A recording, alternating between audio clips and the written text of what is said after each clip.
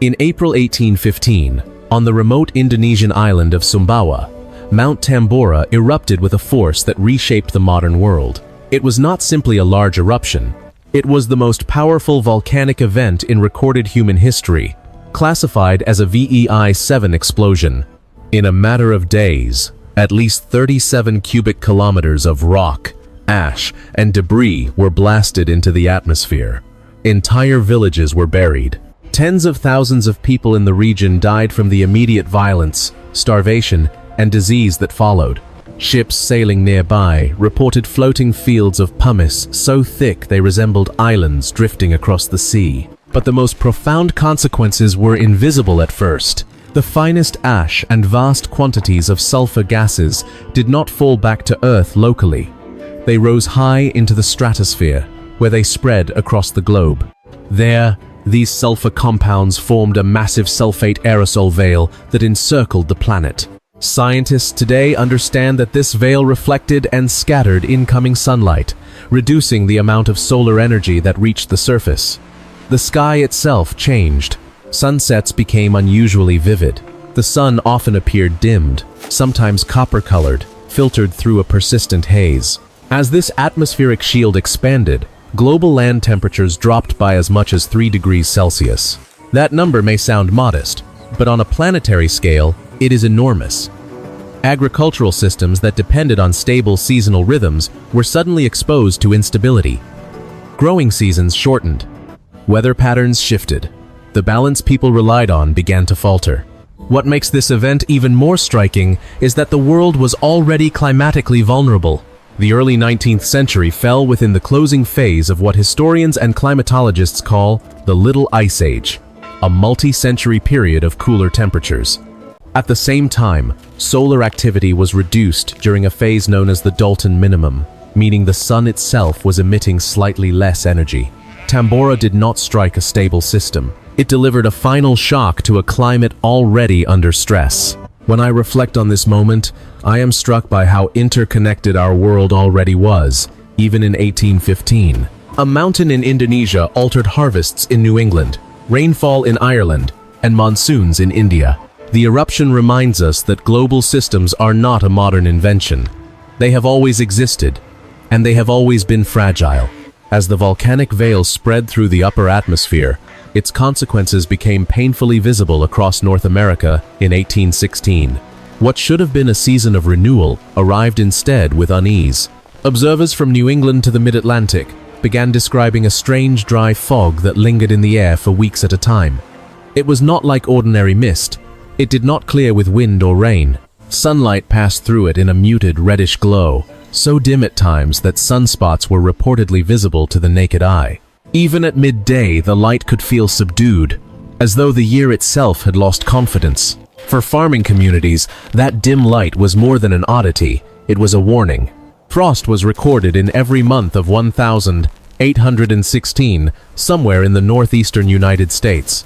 In May, fields froze solid in parts of New England.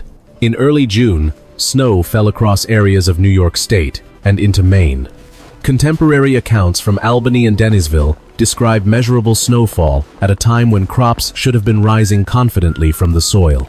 In some Massachusetts towns, observers noted ice forming in the mornings and lingering cold that felt more like late autumn than early summer. The consequences for agriculture were devastating. Corn withered, wheat struggled to mature, gardens failed repeatedly. Many farmers replanted 2 or even 3 times, hoping that the next sowing might survive.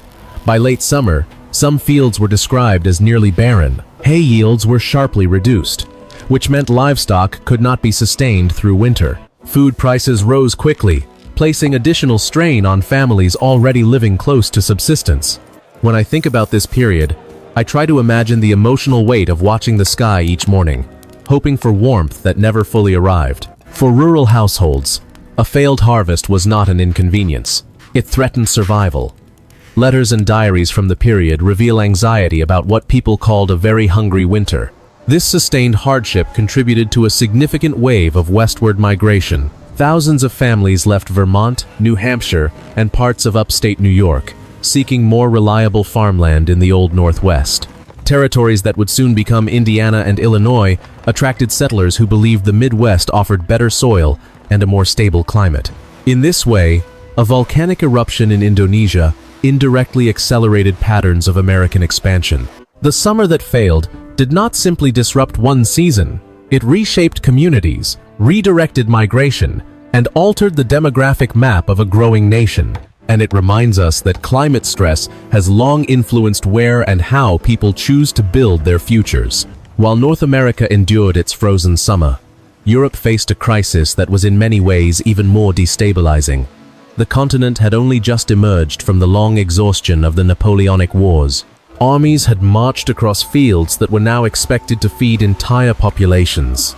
Economies were strained, infrastructure damaged, and many families were still grieving. Into this fragile recovery came a year of relentless cold and rain. Across Britain, France, Germany, and parts of Central Europe, the summer of 1816 was marked not only by lower temperatures, but by persistent, soaking rainfall. Crops rotted in the fields before they could be harvested. Grain failed to ripen properly. In some regions, farmers struggled even to cut and dry hay. Reports from the time speak of gloomy skies and an unseasonable chill that seemed to linger month after month. What had already been a tense post-war society began to feel the pressure of scarcity. Ireland was hit with particular severity. The failure of wheat, oats, and potatoes triggered a subsistence crisis that quickly escalated into famine conditions in several areas. Malnutrition, weakened communities, and disease followed. A major typhus epidemic spread through the population, ultimately claiming more than 65,000 lives. For many families, the struggle was not abstract.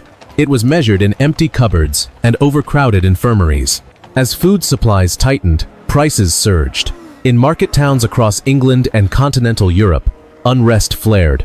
Crowds gathered at grain markets demanding relief.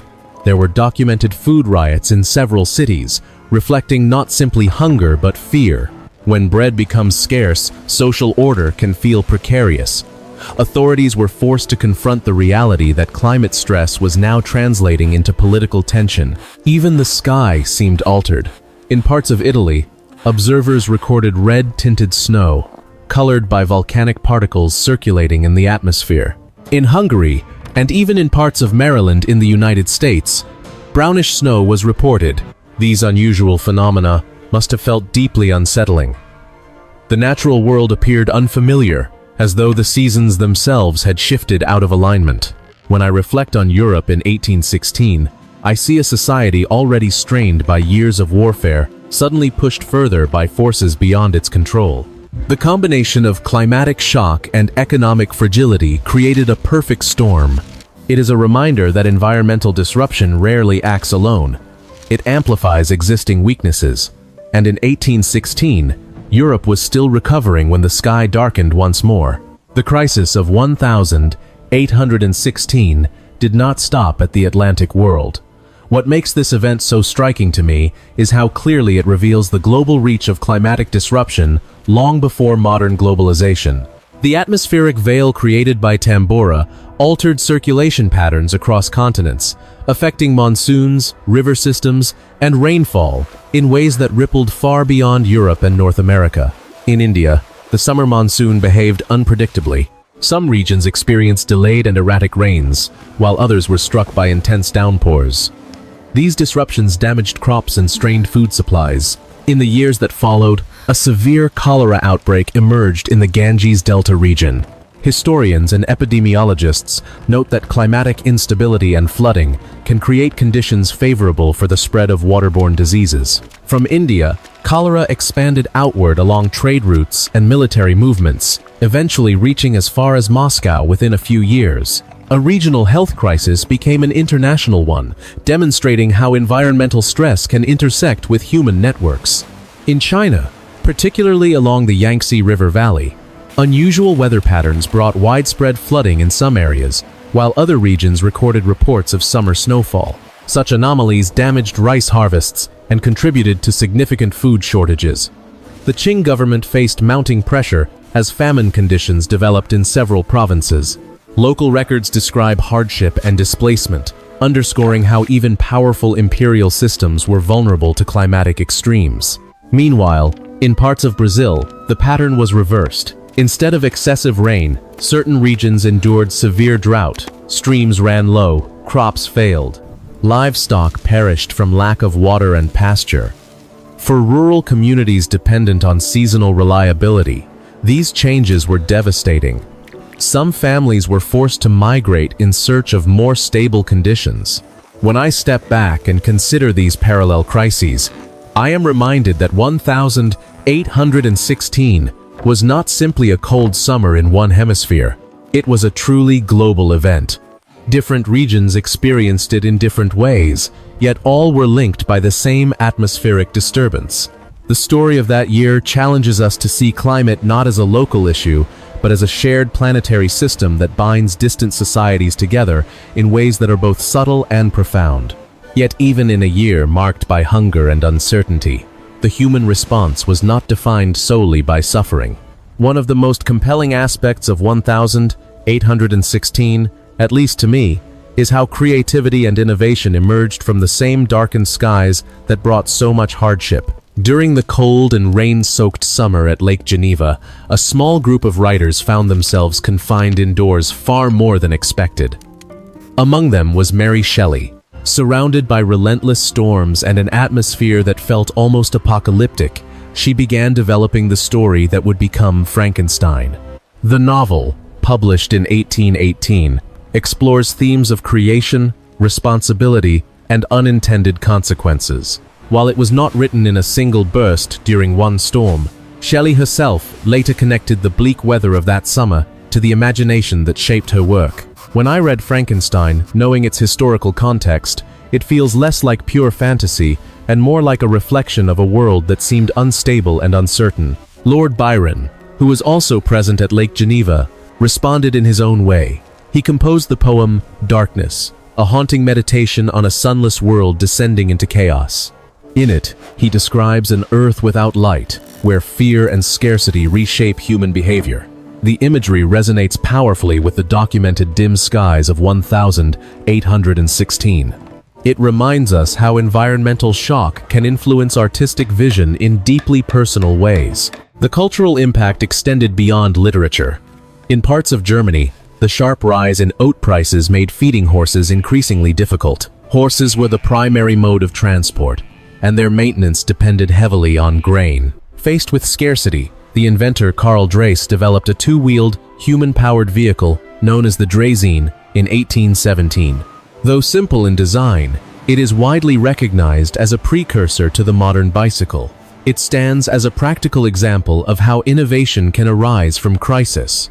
Even the visual arts captured the atmospheric changes of this period.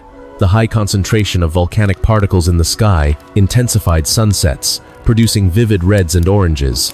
Artists such as J.M.W. Turner in Britain and Caspar David Friedrich in Germany painted dramatic skies that many researchers believe were influenced by these altered atmospheric conditions. When I consider these responses, I see a powerful truth. Crisis can constrict, but it can also inspire. In 1816, amid famine and fear, imagination and ingenuity quietly took root. When historians look back at 1816, they often describe it as a subsistence crisis. That phrase may sound technical, but its meaning is deeply human. A subsistence crisis occurs when basic necessities, such as food and fuel, become dangerously scarce, threatening the stability of entire societies. In the wake of Tambora's eruption, harvest failures, rising prices, disease, and migration combined to strain communities across the Western world. The result was not the collapse of civilization, but a measurable shift in economic patterns, demographic movement, and political awareness. In parts of Europe, governments were forced to confront food insecurity on a scale that challenged existing systems of relief. Grain markets became sites of tension. Policies around trade and storage were reconsidered. In North America, the westward movement accelerated as families sought more reliable farmland, contributing to the growth of new states and reshaping the young republic's geographic future. Even technological adaptations, such as the early bicycle, reflected how societies adjust when established systems falter. These responses did not occur in isolation. They were part of a broader rebalancing triggered by climatic shock. What stands out to me is how interconnected these systems already were. A volcanic eruption in Southeast Asia disrupted monsoons in India, harvests in Ireland, and settlement patterns in the United States. The crisis exposed the fragility of agricultural dependence, transportation networks, and public health structures. It revealed that stability often rests on environmental conditions that can change abruptly. For those of us living today in the United States, the United Kingdom, Australia, Canada, and across Europe, the story of 1816 carries a quiet resonance. The cooling caused by Tambora was temporary, driven by natural volcanic activity. Within a few years, global temperatures gradually returned toward previous norms. Yet the social consequences lingered. Communities remembered the hunger. Governments remembered the unrest. Artists remembered the darkened skies. Many scholars now point to the year without a summer as a historical parallel when discussing modern climate concerns. The comparison is not about identical causes. The early 19th century crisis was triggered by a single eruption. Today's climate change is driven primarily by sustained human activity. But the lesson that feels most relevant to me is about vulnerability. When environmental conditions shift rapidly, even advanced societies can struggle to adapt smoothly. The events of 1816 remind us that global systems are powerful but not invincible. Food supply chains, health networks, and economic structures depend on climatic stability more than we often realize. Reflecting on that year invites us to ask thoughtful questions about resilience, preparation, and responsibility. History does not offer simple predictions, but it does offer perspective. And sometimes perspective is the first step toward wiser choices. For me, the year without a summer is more than a climate event. It is a reminder of how quickly the world we trust can shift beneath our feet. Researching this story changed the way I think about resilience and responsibility. I would truly value your thoughts. Do you see 1816 as a warning, a lesson, or both? Join the conversation in the comments. And if this journey meant something to you, please subscribe to When History Broke so we can keep exploring the past together.